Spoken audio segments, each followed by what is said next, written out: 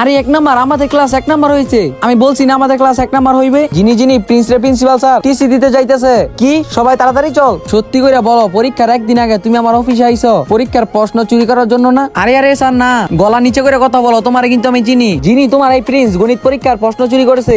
এই জন্যই ক্লাস 12 নম্বর থেকে 1 নাম্বার চলে গেছে। আরে বাবুল স্যার, আপনার কাছে কি কোনো প্রমাণ আছে?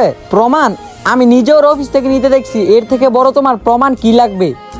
স্যার আমি তো শুধু ডয়ার খুলেছি। আর ও তাহলে তুমি মেন ডয়ার থেকে প্রশ্ন চুরি করেছো? তোমার শরম করে না নাকি? এখনই তোমার এই মুহূর্তে টিসি দিব। আরে বাবুল স্যার, কেন না আমার দিল আর আমার বন্ধুদের চেহারা দেখে মনে হইতেছে যে প্রিন্স কোনো দোষ করে নাই। আমার প্রিন্সের উপর পুরো ভরসা আছে। এখনই ডয়ার খুলে দেখতাছি। কত ধানে কত চাইলে এখনই প্রমাণ হবে। স্যার ভালো করে দেখেন।